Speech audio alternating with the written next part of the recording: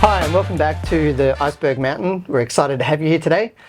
We're going to talk about reflective journaling and the impact it's had on our life and why we think it's a good idea for you to incorporate into your practice and what it might mean for you both personally and at school. And I'm really excited to do this one because I think we have two different perspectives of journaling. Myself, it's more about self-reflection in my personal life. And yet, whereas I'm more, I would say, work-focused and project-focused and how it keeps me on track in that regard. My history with journaling really comes through from what I used to do at work. I had a day book, as I called it, and it was essentially just a book that I used to write down notes when I had meetings to make sure I followed up on things and gave me a chance to go back and have a look to see what happened in the meeting. And that developed over time into how I organize it now, but it took a long time, and I would like to kind of maybe talk about what that process looked like for me. So I started out, I have a sort of a group of my journals here with me today. I started out with a notebook that I got from a Project Zero conference. Oh, nice. And most of these are kind of notes about meetings that I met with. It's a lot of writing. There are diagrams in here for certain things, but it's more often than not, it's really about documenting what was said in a meeting, things that I need to follow up on, stuff like that. And it's been really useful. I started using some bullet journaling techniques, in particular creating to-do lists. And more recently, I've kind of gone down the path of putting page numbers in the corner of my journals so that when I have a to-do list, I can put a page number on there so that I can go back to find the information for it, which I find really useful. When I think about the reflective practice, this is kind of like a planning and reflective practice around projects that I want to be involved in, things that I want to make, or ideas that I have for maybe, like for instance, the podcast, or it might be to do with educational change that I think would be useful. And as much as possible, I try to add in images because I find that the power for me in journaling and the power of my journals to me personally is that when I love being able to flick through my journal here and there and see an image that I've drawn about some particular topic or a project or whatever it happens to be, and that image clicks for me. It's like downloading all the information about that project really quickly because I see the image and then all of a sudden I start thinking about, oh yeah, I remember talking to someone about this and I remember planning that and I remember that I have to do this. And I think for me, the visual part of it is really important. So like instead of just one phrase, like you have an idea, you write it down, that phrase wouldn't do much for you? Is that kind of what you're saying? Like the drawings are kind of... I think the drawings for me really provide me with an avenue to access the memory quickly. Whereas if I have to read through, so if I think about my older journal where this is kind of paragraphs of writing, I have to read through the writing to be able to bring it back. But I find that having an image that goes along with it, it's for me, it's much quicker recall. Yeah. And then I think from the sketches also, it's a easier transition from actually understanding, but then actually doing the project. Yeah. Kind of like what we talked about in our last episode. It's important to capture ideas, but it's also good to execute some of those ideas. One thing I love is like when I flick through my notebook, I can see an image for like a tenth of a second on the way through, and I'll see it, I'll be like, oh yeah, okay, I'm going to go back and find that page because I know that image is associated with a memory about whatever it happens to be. One thing when we talked about doing journaling today that I thought would be really useful to mention is I feel like the power of having a paper journal over a digital journal per se is the power of being able to flick through it and stop at a page and have a look at what's on there and then remember, oh yeah, I thought about this at this particular time, or I wanted to do this and I never did. I think the difference with that and a digital journal is when things are digital, you can't really flick through them. So for instance, I think about Google Drive. When you go to Google Drive, you have all these files in there, but it's really hard to discriminate between which file is which, what they do, what they're from. And so I find in general, I don't often go back to them unless I have them set up in a folder structure, which I generally do, but even those folders, I rarely go back to unless I'm working on a particular project where I accidentally find something. And so I find for me, having a paper journal, the power of it is those incidental opportunities to come across ideas you've thought about in the past and kind of revive them in your mind. And then you talking about the tangibleness, how about the writing aspect? Instead of typing, is there anything that you find valuable in actually writing with pencil? And I personally like to draw. I like to draw and I like to write, and I've found that my handwriting has improved a lot since I've been doing journaling, which I guess makes sense.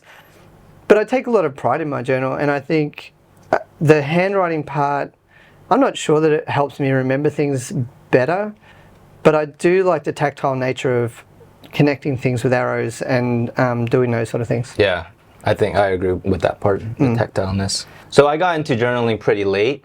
There was a time last year where I just didn't feel mentally in a good place. And so what I realized quickly it was that I was never present. I was always thinking about the future constantly, or thinking about the past. And I just needed some strategies to help me to be more present. And so I started meditating and doing activities that helps me to be present. And one of those things also was journaling as well, where I got to be more self-reflective on my life, on my pursuits, and just helping me to really think about having intellectual time to think about how to be a better person, how to be a better teacher, husband, father, etc. And that's been really helpful. And it's this whole inquiry process that I go through. I have a question and I kind of investigate through my writing and identify what I can do, something I have control over, some action steps. So it's been really beneficial for me mentally, having a journal time.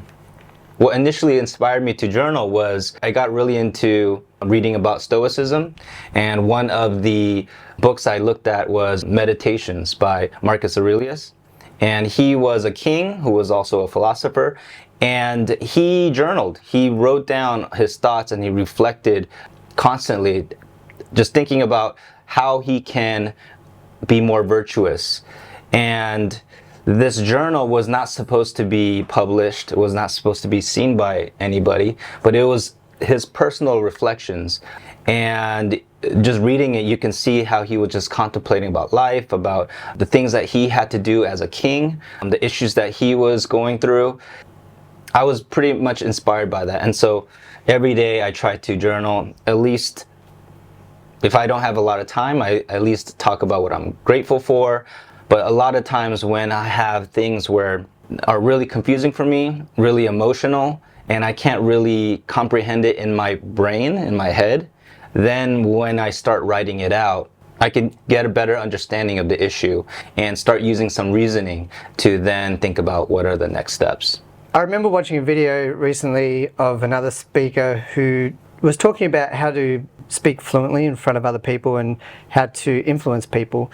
And basically they were talking about the fact that in order to become a fluent and articulate speaker, it's very handy to write down your thoughts in a number of ways so that you can think through the arguments and you can think through the structure of how you might want to present something. And in doing so, it helps you organize your mind and your thoughts. And so when you speak, you end up being far more structured and planned, and the communication is much easier to grasp for the people who are listening to it. I wanted to share a process that I use in different workplaces, and that's using, I call it the idea wall, which you can see in the background here partly. I've done this in 2 different offices, and I really love the way that this works in kind of it's like a public journaling activity, I would say, describe it as.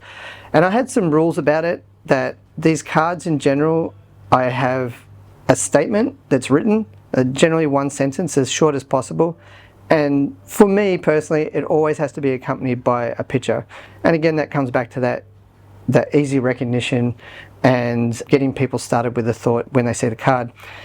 Where I found this really powerful was where I worked in one particular school. We were looking at all this strategy work around technology, and I started making these cards for different things we wanted to focus on. So whether that was like one-to-one rollout or our use of different applications and programs. And I just originally I just put them all on the wall. I just put them everywhere on the wall. And there was a lot of them. But then one afternoon we sat down as a team and we took all the cards down, we categorized them, and then we put them back up into groups, and we had just subheadings at the top. And that was a really powerful task, because then that gave us the opportunity to kind of group those ideas together and see what those major themes were that were coming out. And again, this is not really like a traditional journaling practice, and it is very public if you have it in a public space. But I also think there's a power in that too, because it brings other people into your thinking and ideas, and it gives them an opportunity to give you feedback. They might look at a particular card and say, hey, I've also thought about that. Have you thought about doing it this way? And so it was really powerful in the workplace that I worked in, and I think as something to do even in the classroom with your students, if you were doing some sort of inquiry project, it's a really simple, easy way to get started. It is basically the same as putting post-it notes on the wall. It just looks a little bit nicer and it's a bit more fun. Yeah. When we were planning out the episode today, one of the things we had researched and read about was the idea that there's really no barriers to accessing journaling. And I thought it was such a powerful thing, because I have all these nice moleskin diaries that I love, and they're really nice.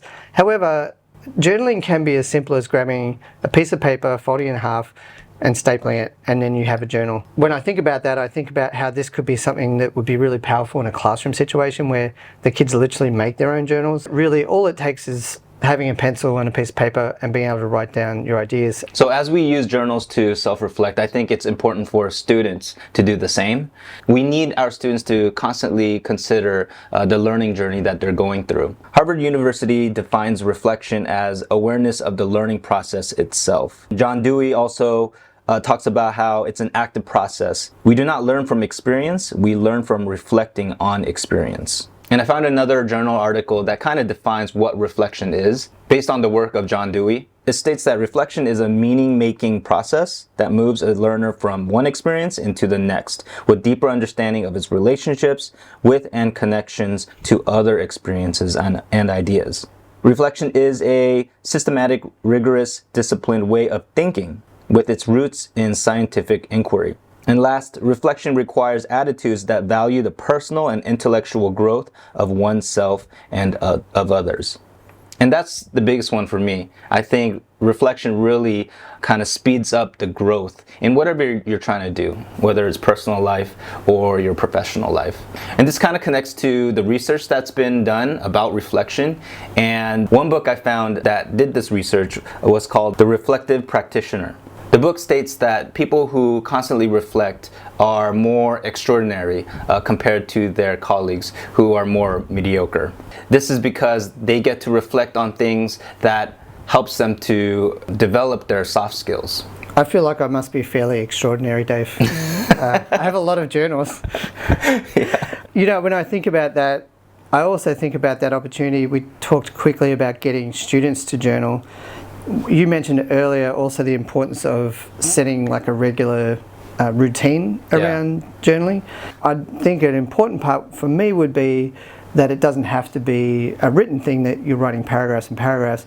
It could be simply that for some kids they draw a picture of what's going on for them. Some kids might write, but just giving them that time and space to be able to have a go at it as well and see what sort of benefits there might be for them.